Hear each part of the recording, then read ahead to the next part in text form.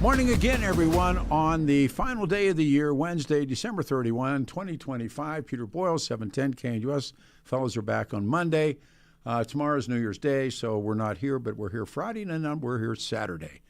710 KNUS, Denver's talk station. Nice weather. Let's bring him on, ladies and gentlemen. I am his co-host, the one and only, there he is. Hit the button for Blake.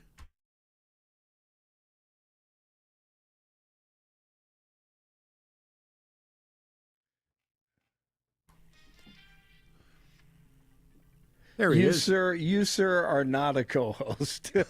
No, man.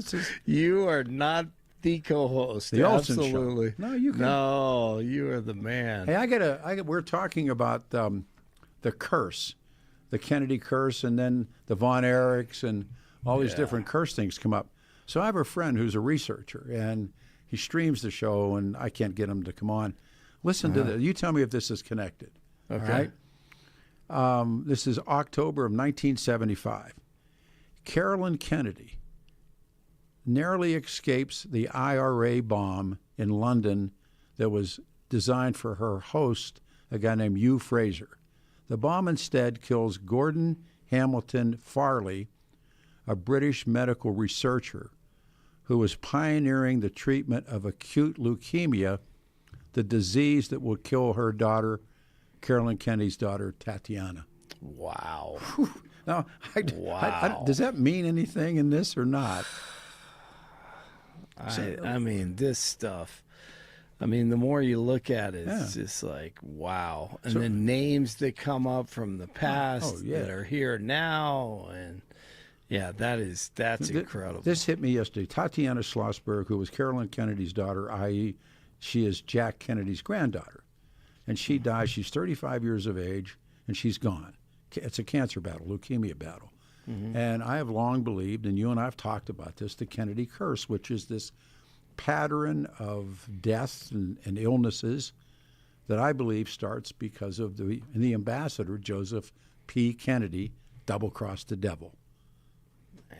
And by law, this was bizarre. This was chilling.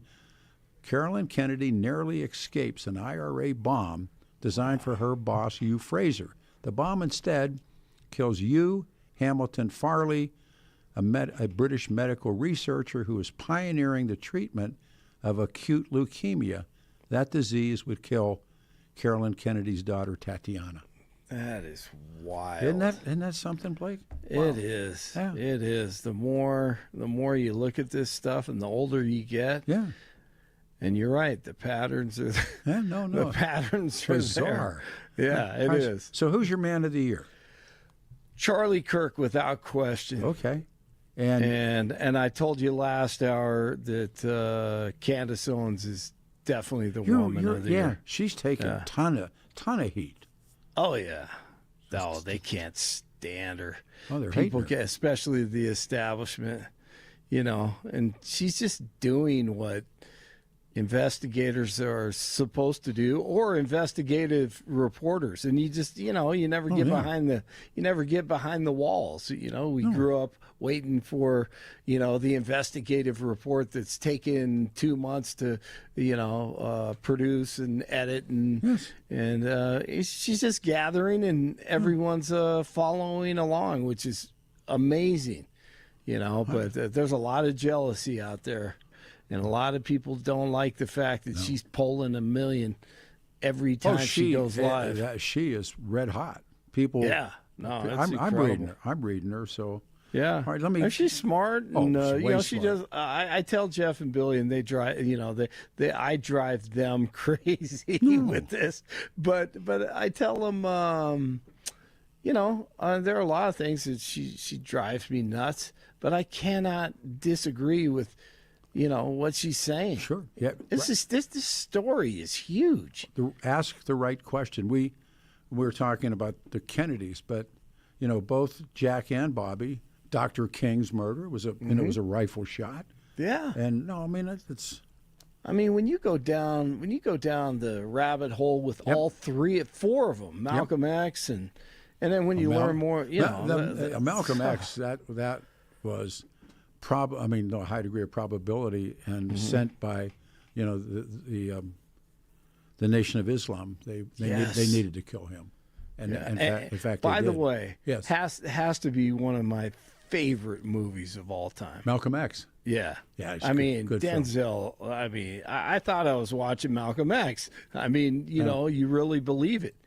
That movie was incredible. Yeah, I mean, the story of what happened between Malcolm and Elijah Muhammad is, it's brutal. And it is. he's a bad guy.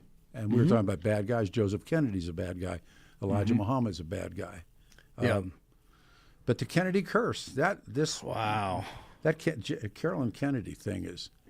So that was from a friend of yours, a Yeah, researcher? I got all these crazy researcher friends, but Man, he needs to come on. The guy lives in Florida. You know, he's Peter. You know, and they're all talking about it. But Wow. I mean, the original. that's You know, amazing. Joe Jr.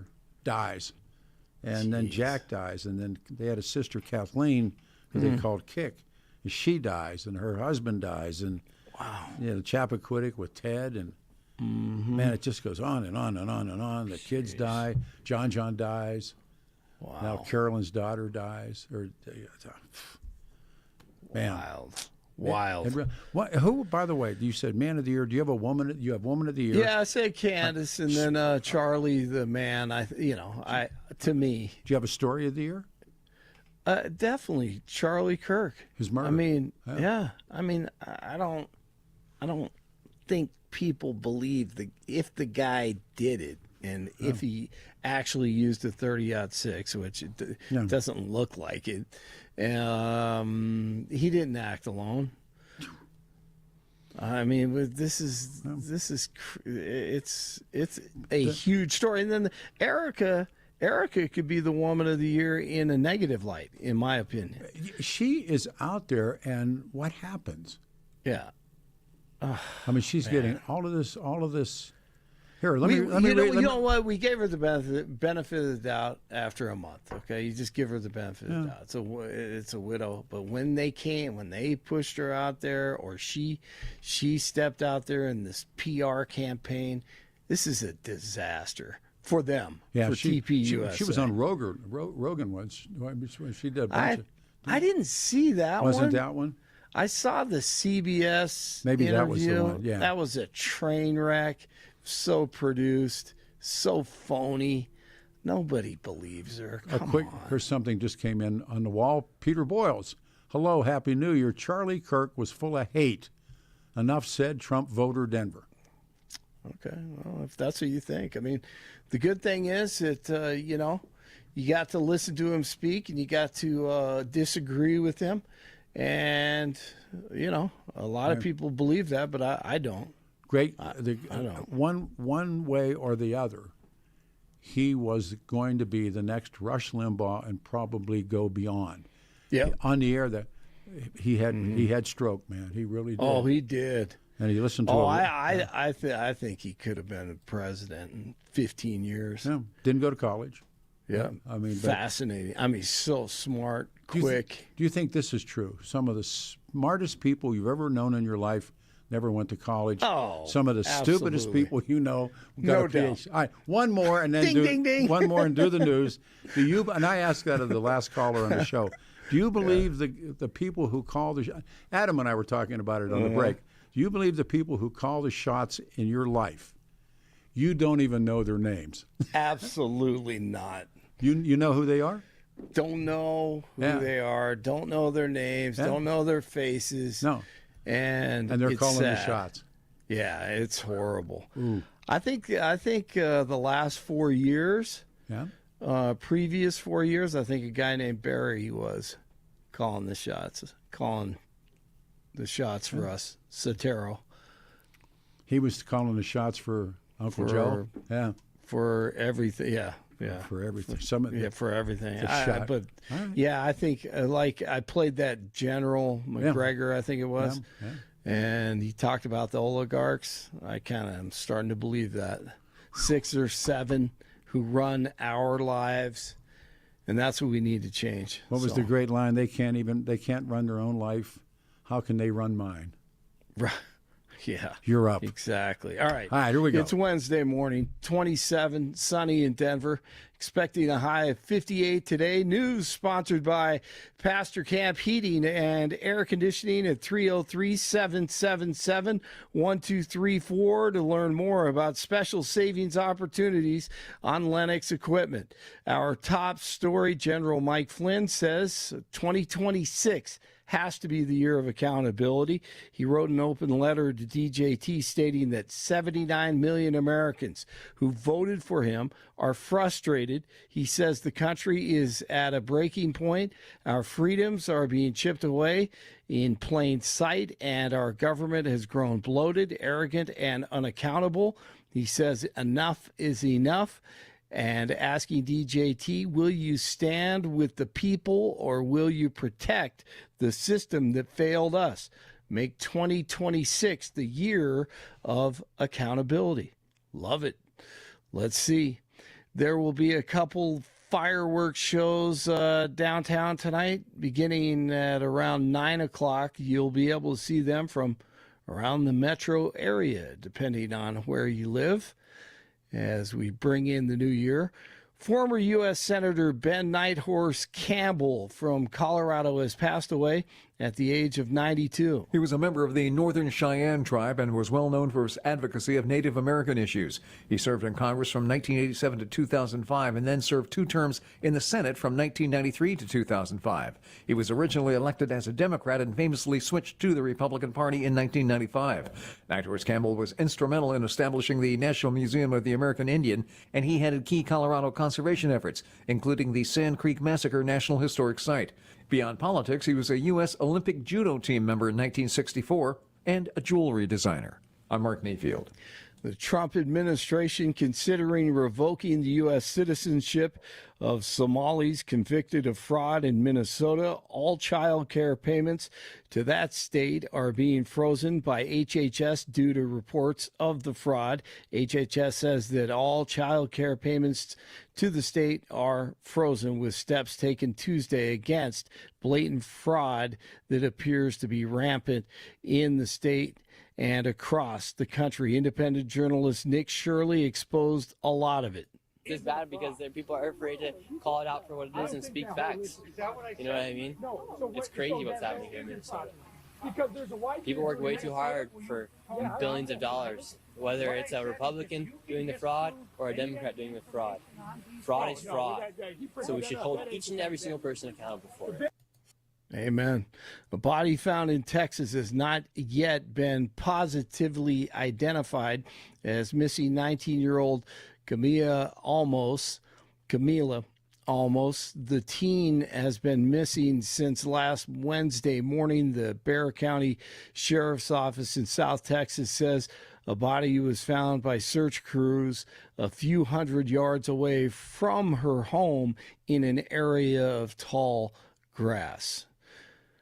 All right, the Broncos, they're back to work today on the turf. Probably outside today, I would think. Sunday, beautiful day. Sunday, the Chargers in town. Broncos, they can earn that number 1 seed in the AFC West with a victory. College football playoffs continue tonight. We've got Miami and Ohio State in the Cotton Bowl, and then all 3 games tomorrow are outstanding. Got the Ducks and Texas Tech. And you have Bama and Indiana, Ole Miss and Georgia. And then the Nuggets tonight at the Raptors. Nikola Jokic out for about a month with a hyperextended knee. That's not good news. And the Blues and the Avalanche tonight in Lodo under the fireworks.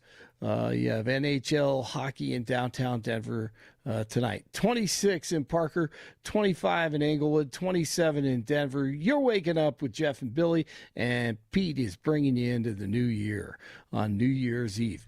Blake Olson, News Talk 710 KNUS. Your 710 5-day forecast, the Denver Metro going to have mostly sunny skies for this New Year's Eve. Highs going to be in the lower 60s with lows tonight in the middle and upper 30s as we ring in 2026. For New Year's Day, a little more cloud cover, slight chance for a late day shower. Otherwise, those clouds will stick around into Thursday night. Highs upper 50s with lows upper 30s, lower 60s Friday with mid 60s this weekend. Meteorologist Don Watzel in the 710 KNUS Weather Center.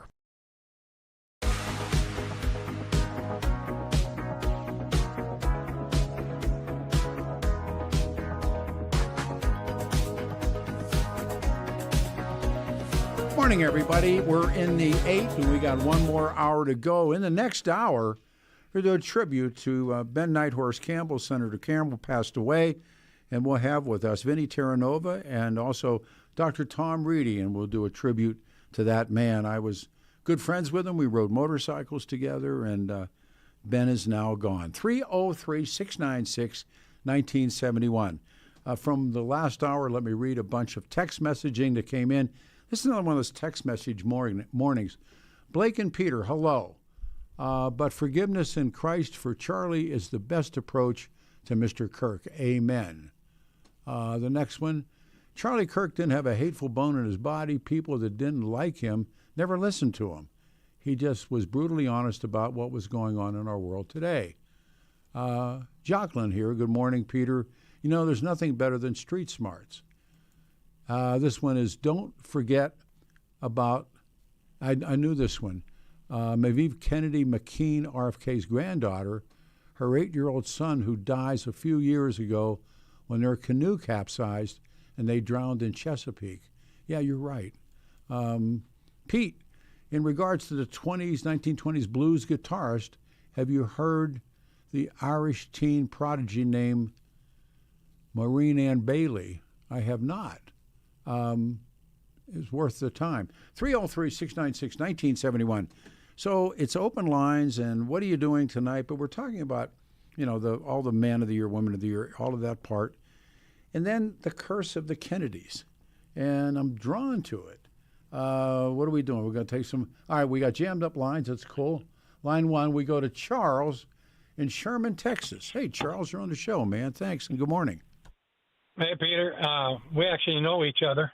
How? Our daughters were good friends. Our daughters were good friends in high school, and we had a dinner with them. And Newt Kavanaugh. I don't know if you remember. Oh, Dr. man. Kavanaugh. Of course I do. Hey. Hey, good morning. Happy New Year. Of course. Well, Happy New Year to you as well. Yeah, I wrote a book about a Catholic priest that was enriched by Joseph Kennedy. And it's called Roman Collar Crime. And it's just amazing. The outreach of the Kennedys, but he was pumping and dumping oil stocks in Alaska with Joseph Kennedy in the early 50s, and ended up dying with $25 million in his estate. Whew. And he was a priest. He was a priest. Is that what you said? He was a priest, right? They pretty much ran the Catholic Church in Boston with what was the cardinal? God, I can't think. Yeah, was it McCarrick? No, it wasn't McCarrick. It was, but he was the one that he always came to their family and always was part of what they do. By the way, just got downloaded to me by. Adam came in. Roman collar crime violated the transgressions of a small town priest. Why don't you do the show with us someday by phone? Yeah, I'd love to. So, I'll put this aside and we'll book it when we're done talking. Do you believe there's a curse with this family? Well, that I'm a little bit uncertain about. It's certainly a family that's gotten a lot of attention, and that people would have reason to, perpetrate against them. I don't know. What we're talking about is, and I'm reading yesterday afternoon, show prepping, and across the computer comes the story about the Carolyn Kennedy's daughter dies of leukemia at 35, and her name was Tatiana Schlossberg, and is the continuation of something that's been called the Kennedy curse, this pattern, if you would, doctor, of deaths and illnesses, and I don't know, maybe misfortune could be put in there, but it just seems to be generation after generation after generation, they lose members of their family, and John in the airplane, and everything. It just goes on one generation after another, and now this, and I don't know. I mean, it's really something to think about. Can you get? Yeah. Joe Kennedy's a bad guy. Do you agree? Yeah, well, yeah, but the genesis of my story was that Joe Kennedy was a good friend of Pope Pius XII, That's right. and the priest, the way the priest got connected with him is because the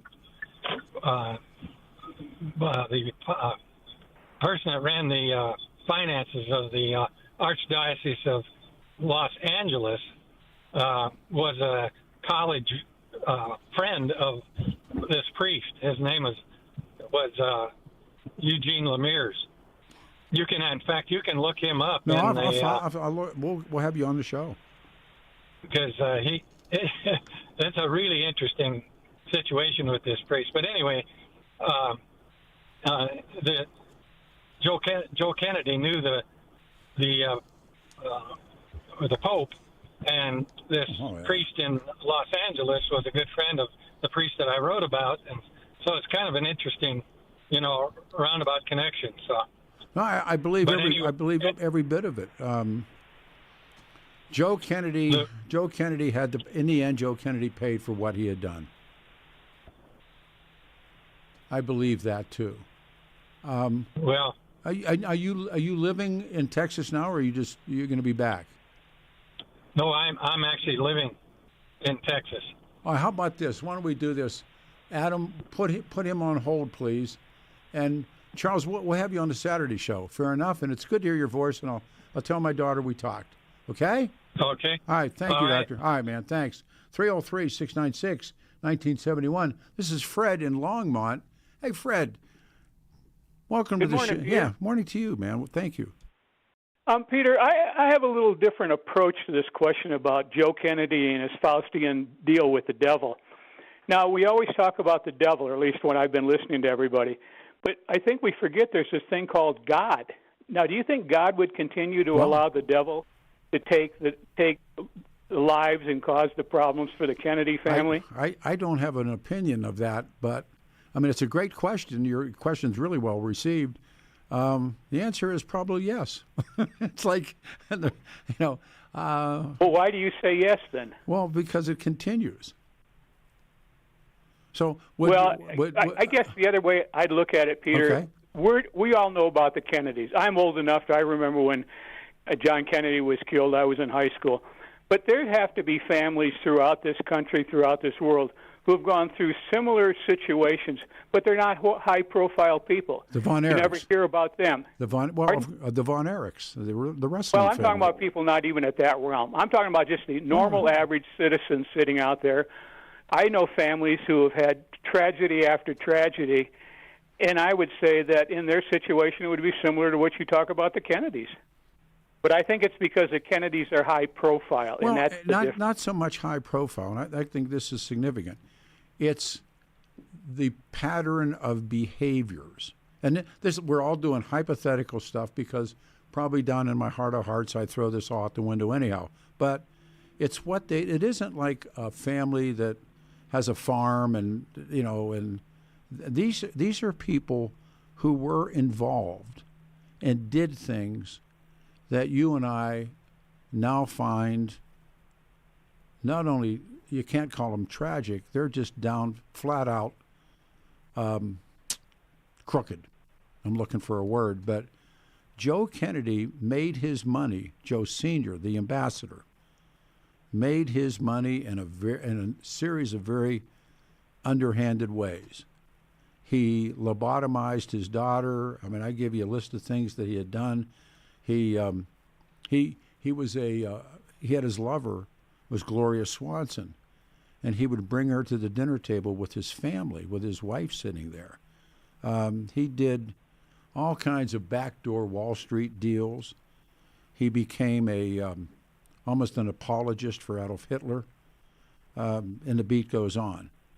Well, he was also big in the booze running during Prohibition. Oh, yeah, he was partners, and that was part of, and there's some people that say he wasn't, and there's some people say he was, but he did. He had a liquor deal, and when his sons, particularly his one son Bobby, is pursuing organized crime, and Jimmy Hoffa, who was their bank, and Joe had made the deal principally made the deal with organized crime also to get his son elected. That's West Virginia primary, Cook County, and he's sitting there, and I think we talked about it earlier, I think it's just a terrible visual that he's had a massive stroke. He can't talk. I'm told or I've read that he can only blink his eyes. He's all wrapped up in blankets. And he's in a wheelchair on the porch in Hyannisport. And organized crime's coming for his son. And because his other son won't back off. And there's a book called The Hoffa Wars, and in that book they talk about that. So, I mean, it's a really great on-air question, Fred. it's a question to talk to. Well, it's a philosophical question. Yeah, very much so. Yeah. I guess I look at it this way, Peter. I don't disregard anything you just said, but I also look at why would God allow the members of the family to be punished for what Joe did? Well, why would God? I just can't think God would let the devil get away with that kind of stuff. But why would God allow a little kid to die of cancer in Children's Hospital this morning? I mean, I don't. Well, those are the questions of life none of us can answer. Of course, that is the question. But in this case, the devil doesn't play fair, and when Joe Kennedy, like Robert Johnson, like the Von Erichs, when Joe Kennedy hypothetically, Joe Kennedy makes the deal with the devil for power and money and influence, and he gets it. He gets the deal. And instead of doing whatever the deal was, he breaks the deal with the devil. The devil says, okay, watch this. And for generations, the devil takes his toll, takes his toll on the Kennedy family.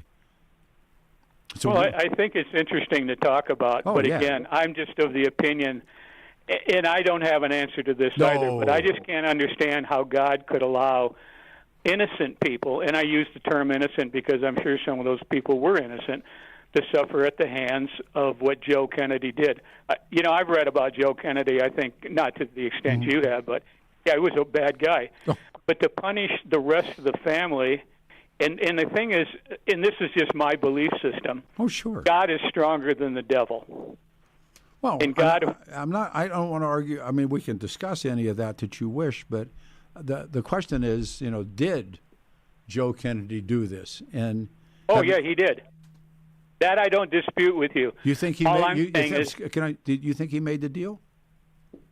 I don't doubt it. Okay. That's great. But Peter, in this world, a lot of people make deals with the devil. Do you think Stalin probably did, and Hitler and all those guys? No, actually, in their own way, made the deal with the devil? No, I think then if any of that's true, and remember, Joseph Stalin was a seminarian in the Orthodox Church. And Hitler was a Catholic. Oh yeah, no, he was a good Bavarian Catholic, but they both rejected Christianity. I mean, Hitler thought, in spite of all this stuff, Hitler thought Christianity was weak and it was a Jewish religion, and and they basically were German pagans. Joe Stalin, on the other hand, was a total atheist, and but one of the interesting things he did when Operation Barbarossa happens and the Germans invade, Joe Stalin reopens all the Orthodox churches. They go into the Gulag. They find those old Orthodox priests. They put them in front of the altars again. They did. They brought religion back because people were not fighting for communist Russia. They were fighting for Mother Russia, and he got away from the commie stuff pretty quick. And portrayed Mother Russia, the patriotic Mother Russia. And, of course, when it's over, he slammed them all shut again. I guess the only thing I'm trying to bring up is we talk about the devil as if he's just only the only player in the role of the Kennedy family. And I want to ask the question, well, don't we have to also include God and what his role may be? But they were extremely, Rose Kennedy went to church every day, took Mass every day, and looked the other way. She was... there's a thing called an ACA, And Jackie Kennedy was a total ACA, an adult child of alcoholics. Rose Kennedy was Jack Kennedy talked about his own mother as being incredibly cold and remote. And her father is Honey Fitz, and Honey Fitzgerald, and he was caught, and they were the Irish politicians that ran Boston. But Honey, there's a great story about Honey Fitz, and he's running for mayor. It's the height of the Depression in the 30s, and he's driving a coal truck around Southie, and the truck is full of coal, and people would say, "Where are you going, honey?" And he'd say, "Taking coal to the poor." And at the end of the day, he drove a full coal truck back into the coal yard, and they didn't want him around. I mean, I think he was Toodles. I think was the showgirl that he got caught with, and they were so bad. Curley was the mayor of Boston, and sworn in a jail cell. Now there's a mayor, and we think this bum's bad, but Mayor Curley, and you read John O'Hare, all those Irish books about the last hurrah and all this stuff about the Irish politicians. They made anybody you know look good. So I give you the final comment. So here's the one that just came to me today from my friend, and tell me if this is connected. October 23rd, 75. Carolyn Kennedy, of course, John's daughter, narrowly escapes an IRA bomb in London designed for her host. Her host is Hugh Fraser, who's a member of Parliament. The bomb instead kills a man, Gordon Hamilton Farley, a British medical researcher who was pioneering the treatment of leukemia, the disease that would kill Carolyn Kennedy's daughter Tatiana yesterday. Connection? Well, it's almost in this case, the thought just ran through my head. It's almost like the Forrest Gump movie. Some people just happen to be in certain places when certain events happen. Fair enough. But, well, my last comment is this, Peter. I mean, we can, as I said, I'm bringing up a philosophical question. That's great. But something about you, I just really like listening to you because, one, you allow a conversation to go on. When so many hosts I feel like sometimes when you call, I'm Dean Martin to Jerry Lewis, the setup guy for them. But you've always allowed people to talk. Well, and then one thing I do miss, I wish you did more conversations with authors of books, because there's a lot of books I've read because of the authors you've had on your shows. Well, what's happened, I'm really doing 4 hours a day, 4 hours a week, pardon me, and I'm just doing, so I'm down to Saturday shows, and I agree with you. What's happened to talk radio has been in essence destroyed, and I don't know what's going to happen. It'll rebirth itself somehow, but there's now this whole thing of not taking calls. Well, how can you be a talk show? And the screaming stuff, and it doesn't work for me. It never really did. And the idea of what this business is about is, I know what I know. I want to know what you know. I mean, I want to know what you think. I know what I think. I mean, the Kennedy curse thing, but I'm far more happy to hear what you have to say. I know what I think, and most of the stuff that I think is crazy anyhow. But I'm serious, and all I'm going to say is just keep doing what you're doing, because it makes for great radio. But you also bring up some things to think about, and that's, it isn't the guy that gets on there and just yells and screams his philosophy, but you're open to a discussion, like we're talking about today. All I say is, please keep it up. Well, you're kind, and I've listened. What happened was the election deniers got their hands on the throttle, and they ruined this radio station, and many of them ruined other places, and so it goes, as Kurt Vonnegut said. But things will turn around. Maybe, hopefully. But podcasting, which I'm about to get involved in one, and those kinds of things, I got to tell you, Fred, it has to go back to what it was, or it'll fade away. And if you look at the numbers, you'll see it. The ratings are, And the same thing happened to network television. Final question to you. Do you watch the local news shows at all? Very little. There you go. There you go. Me too. I don't watch it. I'd rather find my own way. Thank you, brother, man. Happy New Year, Fred. Thank you very much, man. Thank you, Peter. You're Thank welcome. you. All right. 303-696-1971. What are you going to do tonight? No one's told us. What are you going to do tonight? 710 KNUS.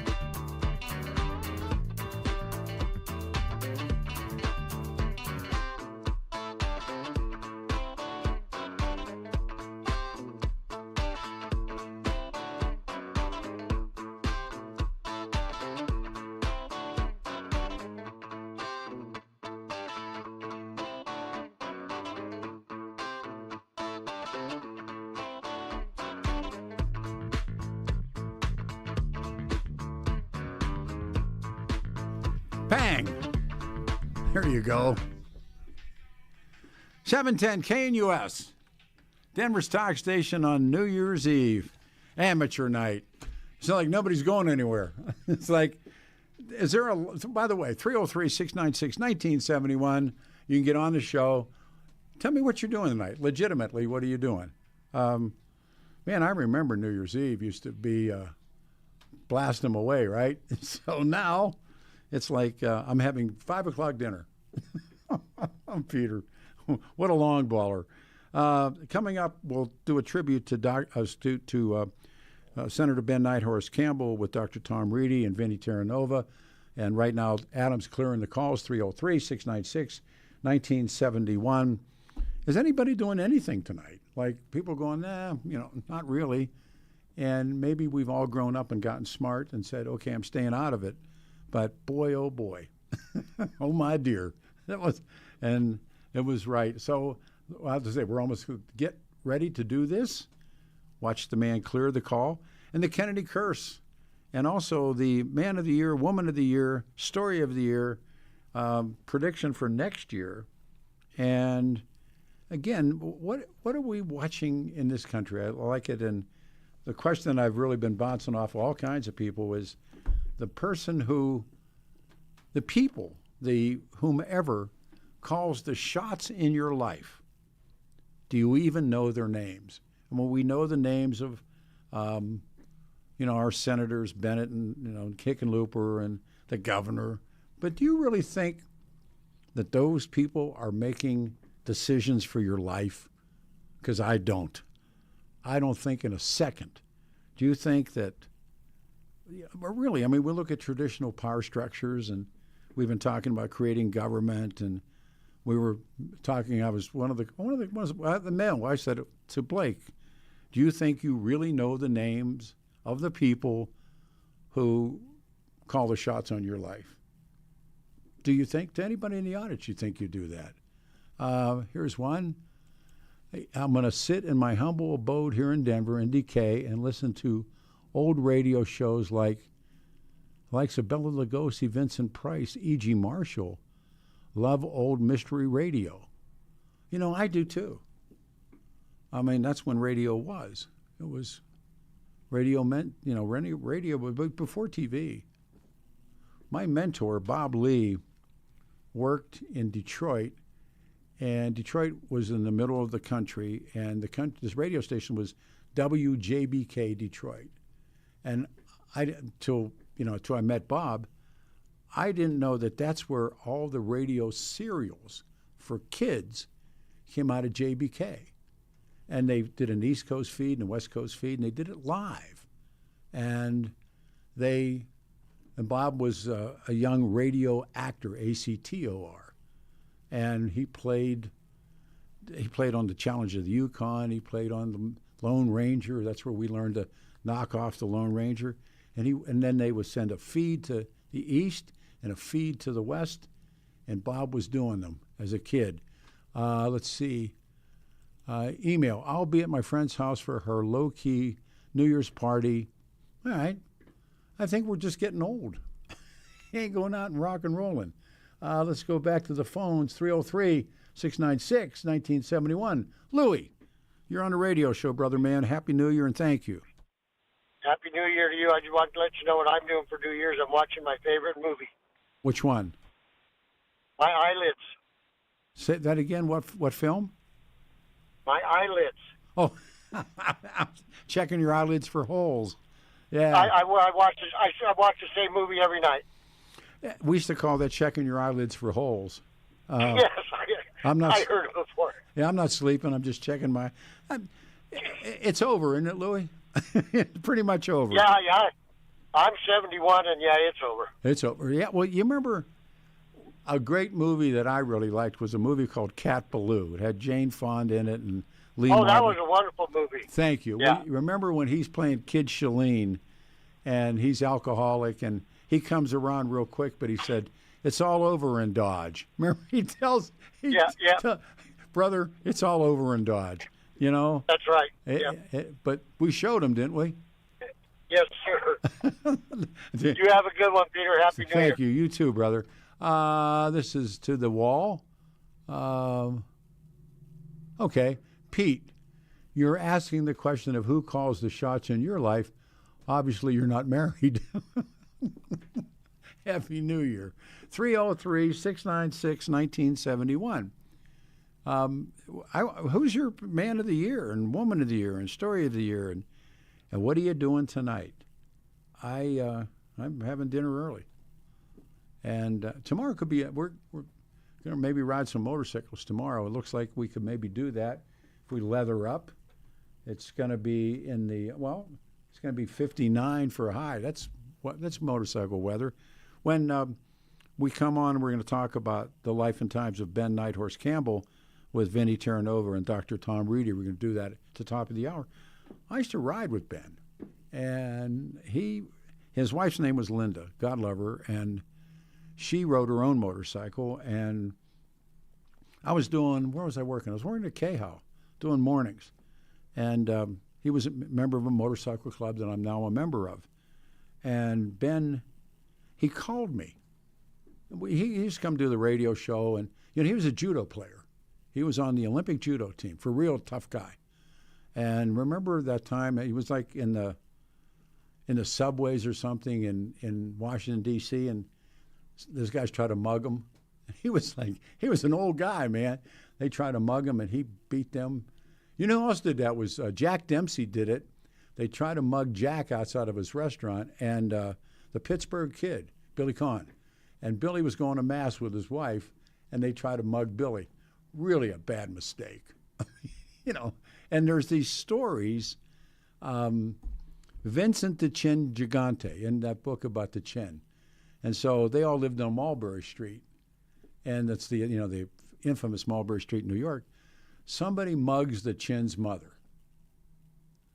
Imagine this, and mugs the Chin's mother, realizes that he's mugged the Chin's mother, and he realizes it, and he goes to the police station and says, I'm the one. And they said, no, you're not. And they would not arrest him. They pushed him out. And he was never seen again. The Chin guy, imagine you mugged the Chin's mother. Whew. And there's a story about Sonny Barger, that somebody swiped Sonny's girlfriend's motorcycle. And the word went out, hey, dude, you swiped Sonny's. And the bike came back, clean, polished, and a full tank of gas. There's people you just don't screw with. You got a lot of wall to read. 303-696-1971. It is your turn. We're an open line, 710 KNUS.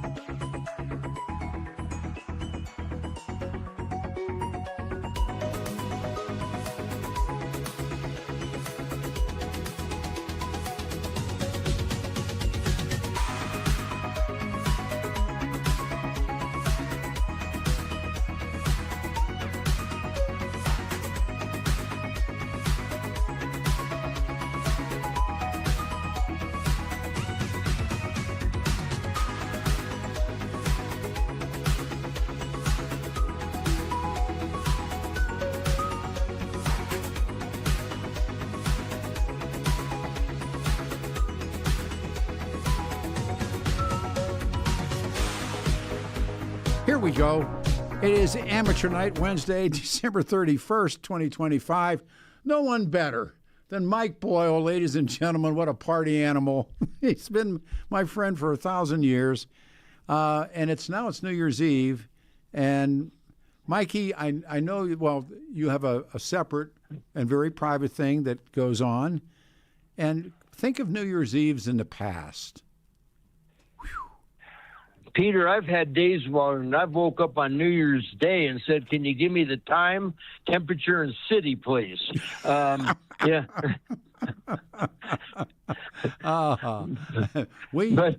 Yes, yes. We have a saying in recovery, and there's a thing called the O-nose. You ever heard about the O-nose? No, sir. I haven't ever gone to recovery. All right, about 4:30 in the afternoon, you get a phone call, and somebody tells you what you did. Yeah. And you go, Yeah. oh no, you know. Yeah. Yep. Yeah. When I write the book, Peter, I'm going to have to change some names. So anyway, but yeah, I'm going to tell you a story. So I came up with this a few years ago, and tonight at my home, I will host what I call the Old People's New Year's Eve party. Oh. And yesterday I had lunch with a dear friend of ours, Mike Rosen, and I went over to Poppy's on Colorado Boulevard. And a few years ago, I called him up and I said, "Mike, I just sent you an email with a party invitation for New Year's Eve." And he immediately said, "We don't go out. We don't go out at night. We don't go out on New Year's Eve. It's amateur hour. The cops are out, blah, blah, blah." I said, Mike, just read the email. And I said, "Nope, we don't go out. We don't want to see the ball drop. We go to bed." And I said, "Mike, will you please just read the email?" He hangs up, reads the email, calls back and says, "Barb and I will be there." That's right. Because an old people's New Year's Eve party, and I supply everything. This ain't no potluck. You don't need to bring anything. Goes from 5 to 7. And as we say in the restaurant business, Pete, at 7 o'clock, you don't have to go home. But you can't stay here. I said that. You know, I worked as a disco. I worked in a couple of discos when I was coming into the business. I remember. And then I had the brilliant idea of making country disco, which was way smart too. But that was one of the things we would say. What time was the last call, Mikey? It was like 1:20. 1:30. Yeah, 1:30. Yeah. Okay. Yeah. And we were told to say that you can't stay here. You know, Yep. you don't got to go home. And one of the great pickup lines of all time was, "You want to go to breakfast?" Yeah, and then or what we used to do when we get to the restaurant the next day, we would look in the parking lot and call them lucky cars. The cars, absolutely. Yeah, you may have come by yourself, but you went home in a different car. That's so right. Anyway, but and the next day is the walk of shame. Exactly. You got to get out of there. Yes, go ahead. Yes. So anyway, and we have some wonderful people. Some will remain nameless, but it's, I have a nice home. It's a good sized home. I got a view of forever, and I'll tell you what, I'll know that this Old People's New Year's Eve party has reached the pinnacle when Pete Boyle says that he'll be stopping by. You remember John Rayburn, the late JR, who we both loved and knew. John Rayburn, he would do this on the radio. He would do it at the at the Fairmont. He did. And he would pack they'd be hanging from the rafters in there, and John would do his John Rayburn even earlier. I think it was over at noon. It was like he went home. Oh, Mikey, it's been many years of us together. It really has been, and we're going to do a salute to Ben Nighthorse Campbell at the top of the hour, and Vinny's going to be with us, Vinny Terranova and Tom Reedy. So. Those are guys that those are pleasant memories, wonderful memories. Indeed. You bet. I love you. Thanks, Michael. Happy New Year. All right, love doing this. Thanks for having me. All right, buddy. Thank you, sir. On the other side, we have lost Ben Nighthorse Campbell, and with us will be Vinny Terranova and one of Ben's close personal friends, Tom.